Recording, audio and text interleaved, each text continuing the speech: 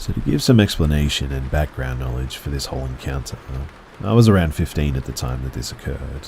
I was camping out in the middle of nowhere with my family and part of my extended family, my aunt, uncle and cousins.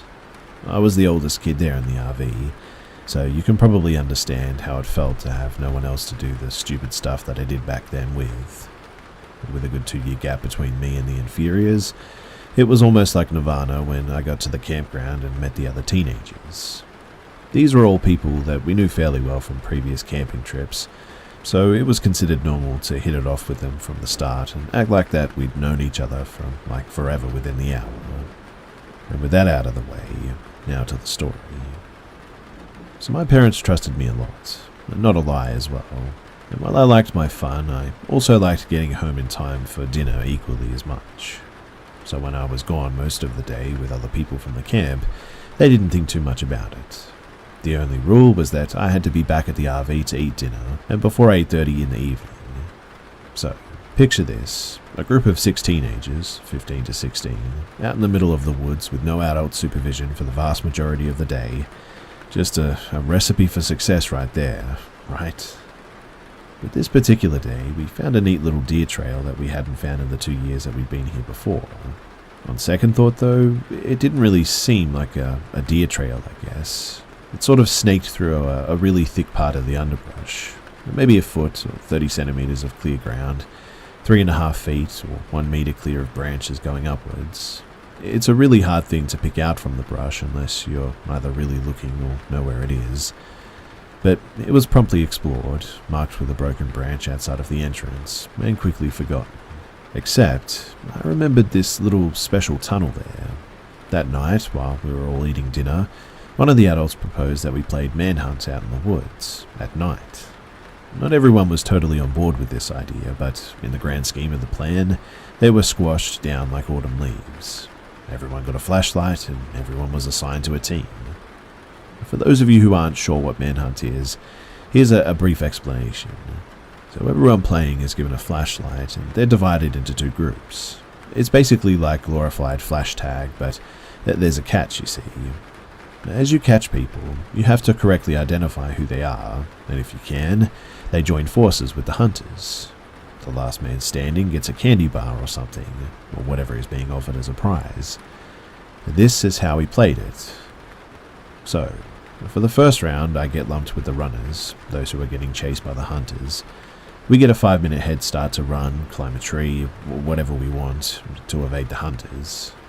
Usually I'm the one up the tree, but that never really worked out as being the winning spot, so to try and score a win for once, I decided to play the cat and use one surefire method of escape. And the hiding spot was that rude little path through the thicket. It took most of the head start time to find the thing, because it was so well hidden and out of the way. As I passed hiding spots, I heard hushed, smothered whispering between siblings who were questioning my actions, like a bird's wings rustling when it's fluffing itself. It should be noted that I have bat hearing. My ears are possibly my greatest asset in the game. But when I'm just reaching the destination, I hear the short blast of the air horn announcing that the 5 minutes are up.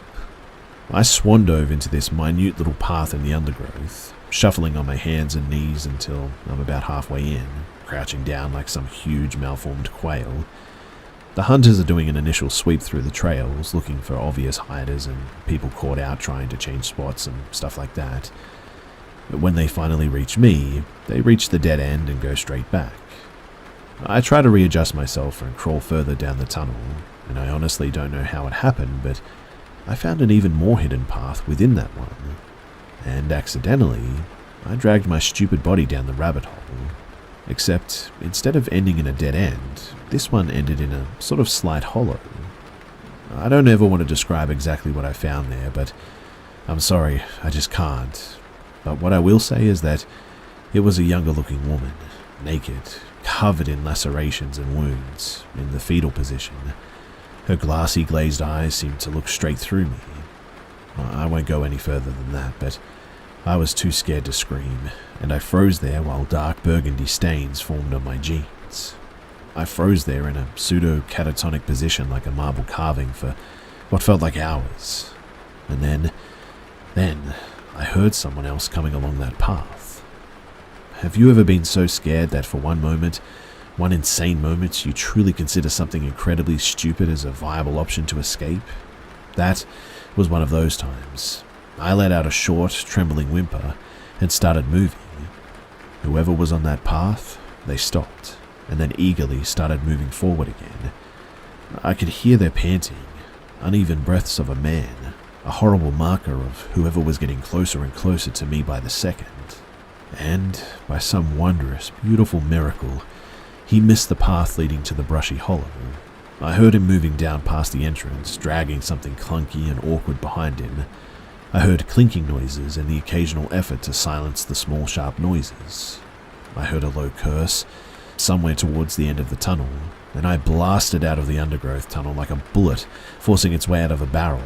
Cracks, crashes, and obnoxious rustling all around me as I heard the man sharply intake a breath and begin to move towards me. The hoarse, deep panting was getting closer and closer to me, a testament to how I was too slow at exiting. Somehow, I exploded out of the entrance, got onto my wobbly, half-asleep legs, and started booking it down the trail. The unknown pursuer was close behind me for a bit, but it seemed like he was too exhausted to chase me at the same speed for long. I know everyone loves to rip on the fact that people always trip in horror movies, but in all honesty, tripping is something that I am amazed I didn't do that day. With adrenaline coursing through me at the speed of Usain Bolt, trying to make my jello-like unsteady walking appendages work to move me away from whoever was behind me was like trying to run on water. It felt like an eternity, but I finally reached the main trail running back to the camp and sprinted down it screaming bloody murder. Confused faces looked out from the trees, and I think someone called after me. Reaching the camp was easy, but trying to explain why I woke up half the people in the camp and bolted out of the woods at breakneck speed was much harder. When I finally choked the words out to explain, I remember a profound, insidious silence throughout the group of adults waiting at the mouth of the trail, and I really don't remember a whole lot from that point on. I know the cops were called, and my mother and aunt ran shrieking and wailing along the trail, calling for the other kids to come back to safety. When someone's yelling like that, you don't ignore it too. They rounded everyone up in like 30 seconds flat and barreled back into the camp. The police, they found a man out in the woods, creeping along the trail clutching a knife. A black garbage bag with a plethora of sharp instruments was found, and a saw was found abandoned on the trail, some speckled and smeared with dry blood. To be honest too, I just really don't think that there's any getting over this. I still have nightmares sometimes of the man chasing me, breathing heavily down the back of my neck, trying to catch me. But sometimes in my dreams, he succeeds.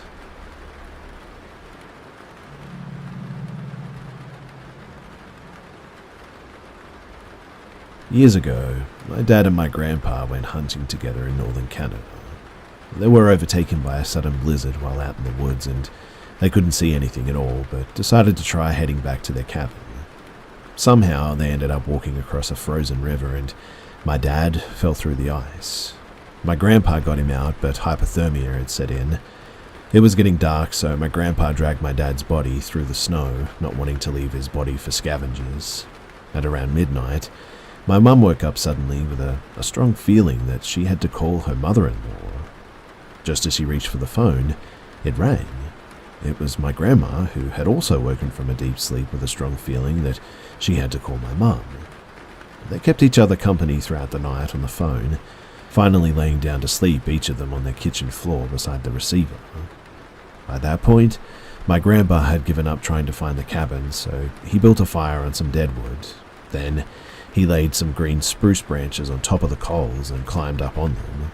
Laying there looking out at his son's body, he thought that he saw his stomach move, and then it moved again.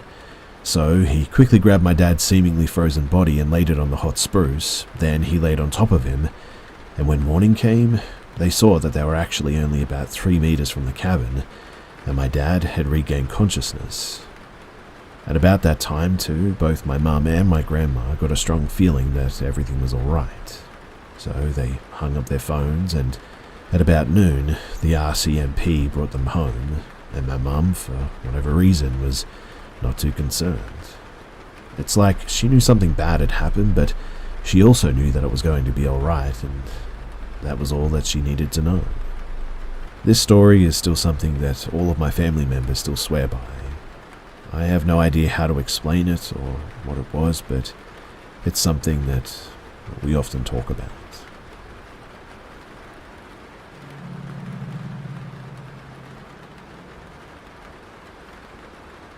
So this happened a few days ago while I was on my way home from visiting my friend's house. I was driving on a back road late at night in my Tesla Model 3 while it was on auto drive. I'll admit that I was not paying attention to the road and I was on my phone while I had my music in the car playing. The ride was okay and pretty chill for a while, but I'm not really sure because I wasn't really paying attention to the time, like I said. When out of nowhere, my car immediately braked and made an alarming sound. I was pretty scared and immediately took control of the wheel and looked through the windshield. When I looked, I saw a figure standing inches from my car, barely avoiding being hit. My heart was racing from the impact and now seeing what I could only assume to be a person. They didn't even flinch though from the sight of almost being hit. I looked at them for a good 10 seconds before I put my car in park and turned on the megaphone to ask them if they're okay. They didn't respond and proceeded to walk near my window. I locked my doors while they were approaching because I was terrified. They asked me if I could roll the window down to speak to them, but I refused and told them that I could hear them from the other side. I then asked why they were out here all alone in the cold, and they told me that their car had broken down and that they were hoping somebody would stop to help them. As they were talking, I got a good look at their face, and they appeared to be somewhere between the ages of 25 to 30. They also asked me my name, and I told them, and they said that their name was Ashton. After that initial small talk, I told them that I would be calling someone to come and assist them with their situation, and they were not happy with that, and insisted that I drop them off to a friend's house who lived nearby. That's when I became really freaked out and obviously suspicious. They had told me that they were waiting for someone, and now they needed to be dropped off. It just didn't make sense. I then put my car into drive and told them again, from the window since the megaphone is not available in park, that I would call someone to come and help them. But then, they tried to reach for the door handle, but I guess that they forgot that Tesla handles are embedded into the car. But when they did that, I immediately stepped on the pedal and went flying down the road. I didn't even look into my rearview mirror or put the car back into autopilot. The whole ride back, I was just completely terrified. I did get back onto the main road where I would hope to see cars, and I just floored it home after that. I couldn't get my mind off of it for the rest of the night though, and obviously I have my suspicions that the guy wasn't alone and that there were other people with them. I pray that they didn't get somebody else who wasn't as lucky as me, and I will never in my life stop to help some random person ever again.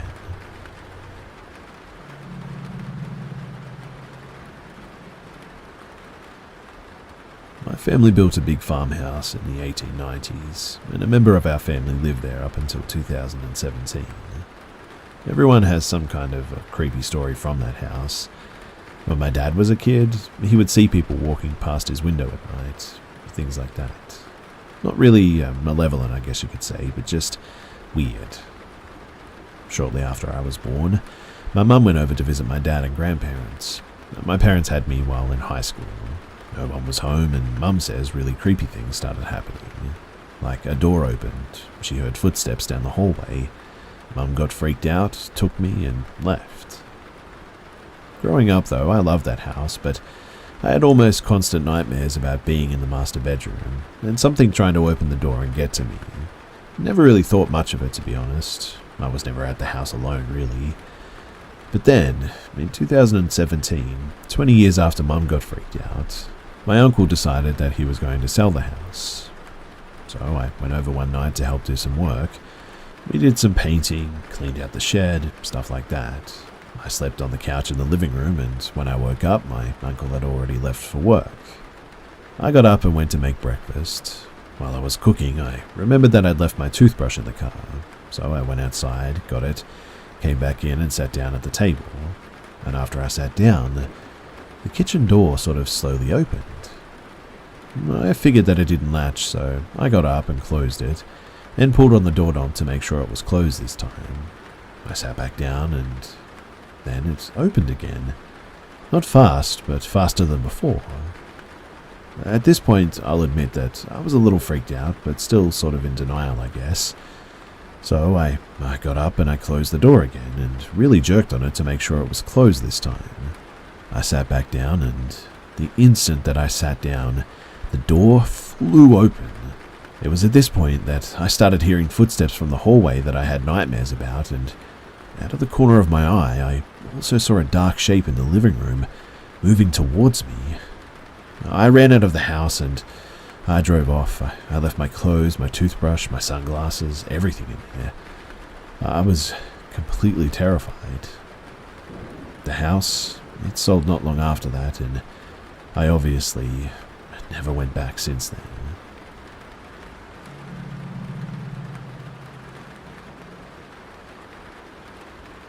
So, I know that this is going to sound totally crazy, and I know that I'm bound to get a ton of puns and jokes from this, but has anyone else seen black-eyed children come from their closets as kids? Because when I was 5, I shared a room with my baby sister, and the closet door never closed right. As I got a little bit older, I remember seeing this little boy with black, soulless eyes come from the closet, and he would always want me to play with him. I had a decent nightlight that gave a soft glow throughout the room, and the boy never travelled into the light. I remember how, at one point, he actually got mad that I kept refusing to play with him, and he snuck around the room, grabbed the cord to the nightlight, and threw it to the ground, immediately waking my baby sister, who started screaming.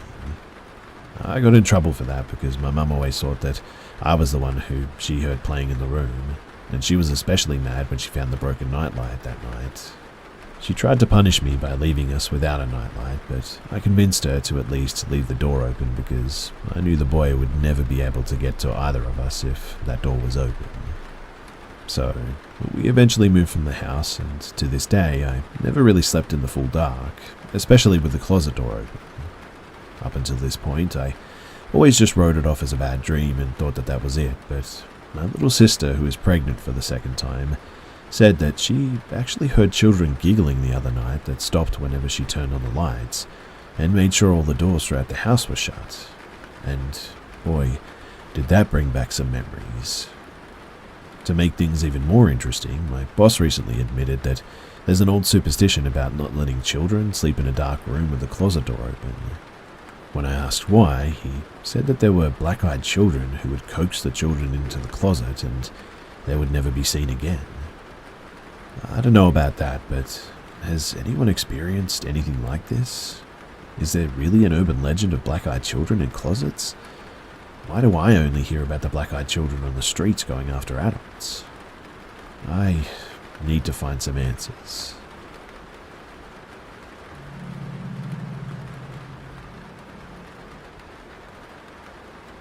When I was in 7th or 8th grade thereabouts, our school did an early summer trip where they took 10 kids who signed up, and 4 adult chaperones, to keep them wrangled, up into Frederick Sound in Alaska for 3 weeks total.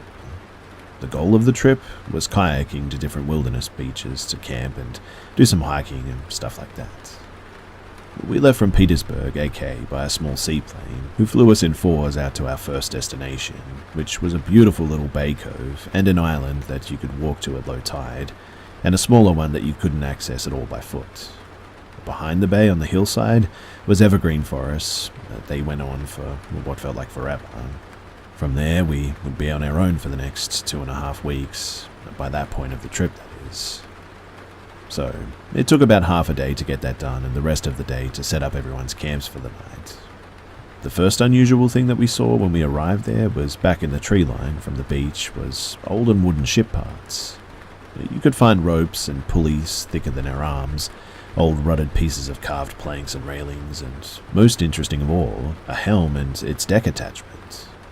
All of these things were half buried in dirt, strewn across the tree line, above the shore and in a dire state of decay. But no sign of any other part of the ship, and to this day I don't know if it had been wrecked on the shore a long time ago, or if it had been wrecked at sea and chucked up onto the beach during storms. But it was eerily fascinating to all of us kids, and brought up many wild ideas to be told at the campfire that night. After all the others went back to their tents, a girl that I had been having a thing with over the school year and I stayed by the fire to talk and flirt. Perfect night and setting for it too. But we listened to some humpback whales singing out in the bay, heard some wolves in between old hoots from out in the very dark wilderness, and we had a starry night sky that looked like it was out of a dream, with a big white moon letting a bright bluish light in between the thin trees on the shore. Both of us were finally getting tired around what must have been about 1 or 2 in the morning, and we ran out of easily found wood to chuck onto the dying fire, so we headed back to our respective tents.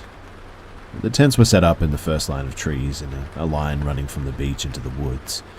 The girls' 2 tents were right against the sand. The chaperones' tents was a couple of yards away from that, and us boys' 2 tents were another couple of yards from that. We were the furthest into the woods. The moonlight made it easy for me to find my way back to my tent, but once I entered the tent, I didn't see where my new friend Alex was sleeping, and I accidentally woke him up by stepping on him. Now, Alex and I had just become friends on that trip. We knew each other from some classes and in the hallways and whatnot. And while we always were friendly with each other, we definitely came from different social groups and we didn't hang out before this trip. He was an athlete and a popular kid, and I was a skater and a band kid, but we both loved the outdoors, so that in this particular moment told me neither of us were having a go at each other over what I'm about to explain, but we had no reason to prank each other, so to speak, is what I'm getting at. "Hey man, what are you doing back so late?" he asked, and I was grinning and said, I was still at the fire with Lisa." He immediately sat up and wanted to hear more, but we were quietly giggling about girls and teenage boy stuff when the woods outside just suddenly went dead silent. The kind of silence that gives you a bit of a sick feeling in your chest and throat and a weight in your stomach. And the back of my neck feels hot, like a survival instinct telling you that you're not alone out there in the wild. We both noticed it too, and we also fell silent. The only sound that we could still hear besides the distant roll of waves was inside of our tent. It was our other tent mate Sam, been there the whole time and was still snoring away like a chainsaw. Funny, right? Except we were more worried as to why things had gone so silent outside. We felt uneasy about it and decided to listen for a minute. And that was when we heard it. Now, the side of our tent with the door was facing toward the other tents and the shore. This noise came from the opposite side, the wood side. I kid you not, too. It sounded like a bunch of, and I know this sounds weird, but monks meditating and harmonizing on the word Om, but without saying the M, and continued in a really prolonged drone. It moved from out of the forest coming towards our tent. It had started softly and far away and rather quickly, but steadily became louder, which is how we realized it was moving closer. It genuinely sounded human, but there was no pausing for breaths or shift in tones for any known reason. Suddenly, the noise was just right outside of the tent, and that's when we noticed even Sam had stopped snoring. He, as far as my knowledge, was still asleep, but this silence was making the noise more intense, and it circled us once. No wavering or swaying of the noise, it just circled seemingly suspended in the air, just feet away outside of our tent, at what I can only describe as a humanish height off the ground.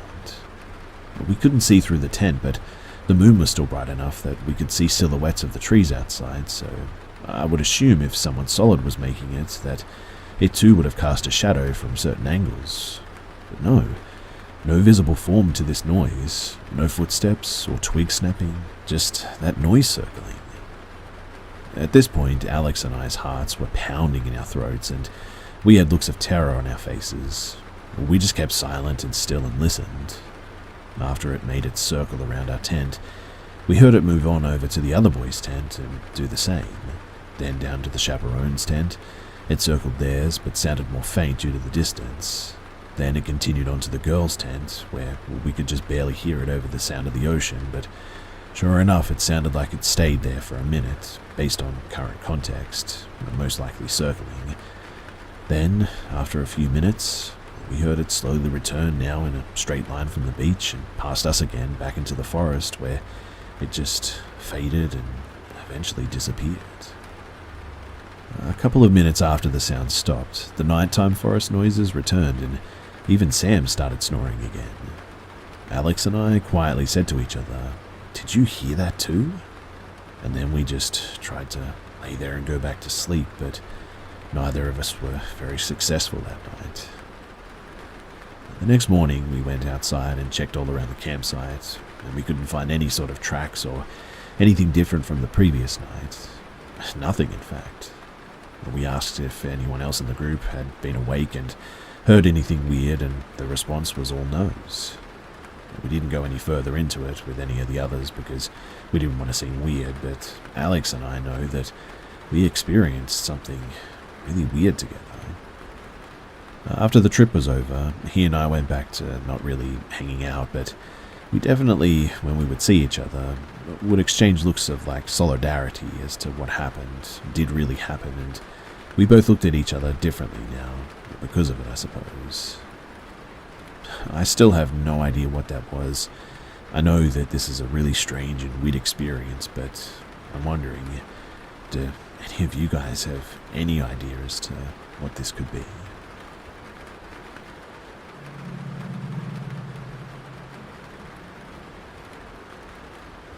While taking a walk to the newsstand around the corner during the afternoon, unfortunately, my neighbor died. I swear that I was gone not even 30 minutes, too. I came back to EMTs and police swarming the building. It was kind of surreal how quickly it happened. I didn't know him super well, but I'd helped him carry in groceries, and he'd helped with my cat once, then told me in his super sassy old man way that he preferred dogs. After it happened, a bunch of residents were gathered into the common room, including the guy's roommate who had earbuds in listening to classical music, just staring into space with a blank look on his face. I assumed that he was traumatized. One of the neighbors, who's kind of a jerk, was joking about how the guy probably killed him. He started to walk over to ask him what happened, and I grabbed him, telling him not to be mean because the guy was clearly listening to classical music to calm down. We all agreed how horrific it'd be to lose a roommate and kind of scattered. The roommate was left in the common room until 11 p.m. while police waited for the body to be collected. They wouldn't let anyone back in. It's been somber since then, even though most of us didn't really know this guy. But we see his roommate in the elevator and hall. He always has his headphones in. He doesn't acknowledge us, but just walks past. I've asked how he is, and he said fine. Which, okay, maybe he didn't want to talk to a total stranger, right? A few of the rest of us have chatted about the neighbor who passed and fun memories and stuff like that, but then yesterday I heard building staff talking about when they found him. Apparently, he was in nothing but a diaper. He was old, like I said, but he was laying on his sideways across the bed with his head almost to the floor, and his roommate was sitting calmly within sight at a table about 10 feet away. When the worker rushed to do CPR, she asked how long he'd been like that, and the roommate replied, "Oh, him? About 20 minutes. Now, it seems like it was natural causes, but the entire thing is obviously really bizarre upon hearing that. Several people also saw him shortly before this, fully clothed, and his roommate was just sitting there in the apartment with him while he died? I don't know. It's creepy, man, and I'm really glad that I'm moving out soon."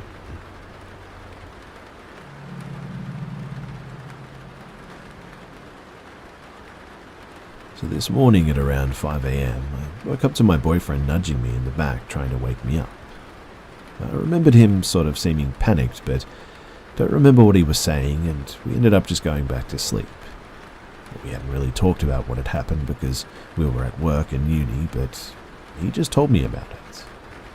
What he said was that this morning he was woken up by me having a full-on conversation with something whilst leaning on my elbow. Apparently I was facing the corner of the room where the closed door was. The room was completely black, and the corner was the darkest place in the room. He couldn't make out what I was saying, but he said that it was like I was speaking to something. He said that he turned around and looked at me, and I then turned over and went back to sleep. That was when he started nudging me, and he said that he woke me up because it really scared him. Now, I've never spoken in my sleep before or done anything like this. We've slept in the same bed for 2 years, and I've never done anything like this. We've slept in the same bed for 2 years, and this has never happened before. And I mean, he said a few things in his sleep before, but he's never sat up and acted like this, like he was having a conversation, but he said that I was full on looking at something and talking to it. Obviously, I have no memory of this at all, but in the past year I have experienced some sleep paralysis and saw figures standing in the doorway, so adding this to all of that, I must admit that it does scare me a bit.